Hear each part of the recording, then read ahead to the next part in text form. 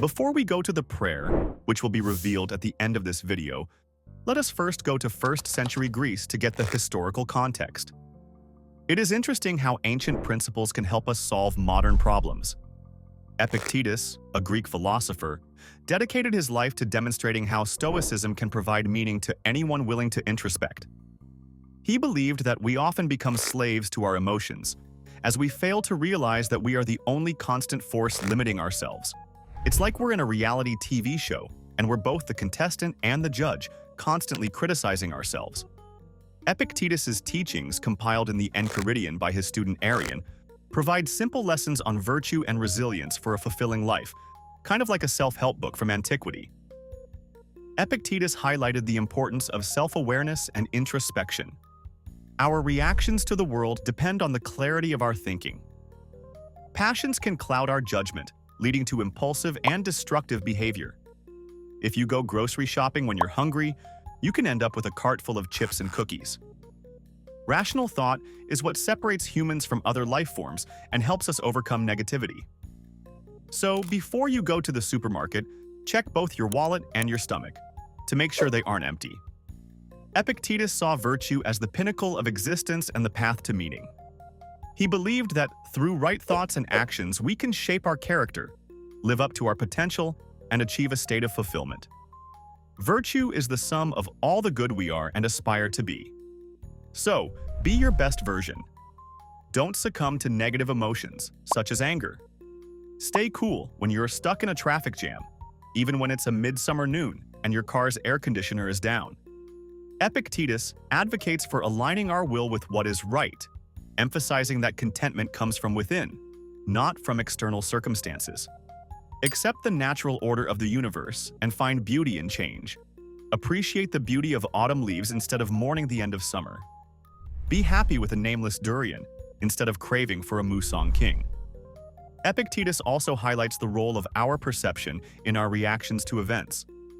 Our judgment, not the event itself, is responsible for our emotional responses. When we watch a horror movie, the actor or CGI isn't scary. It's our perception of the ghost or zombie that makes us scared. By focusing inward and practicing indifference, we can detach from our emotions and achieve equanimity. So, be calm when you go to a haunted house. Enjoy the special effects instead of screaming. Epictetus encourages us to cultivate our virtues, making us less vulnerable to external judgments. Our quality of life is determined by our inner world, and through self-awareness, we can direct our thoughts towards positivity. It's like being a movie director of your life, choosing the plot and the characters instead of being a passive viewer. Epictetus teaches us to focus on what's within our control and let go of what's not.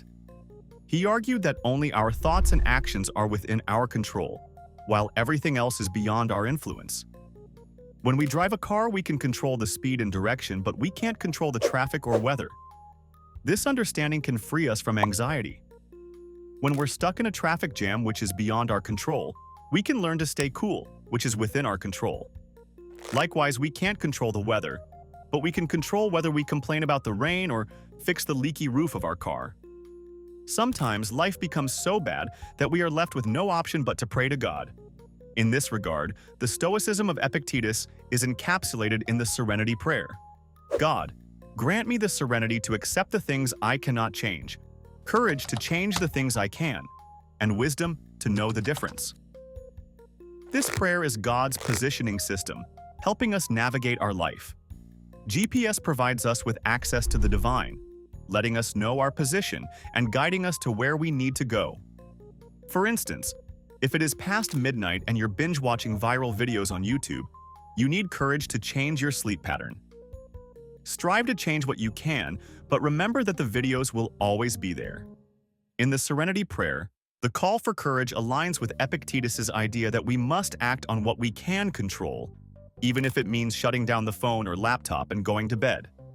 Life is about discernment, telling the difference between a life-altering decision and a viral video of a cat, dog, or squirrel. The Serenity Prayer shifts our focus from asking for what we want to asking for what we need. For instance, while we want Peanut the squirrel to live, he is already dead, and what we need is to prevent a recurrence of such deaths.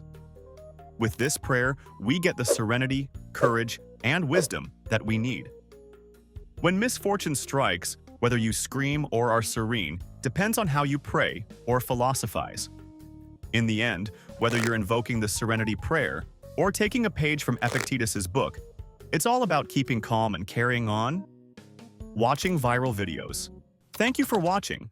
If you find this video insightful, please like, share, and subscribe. Thank you.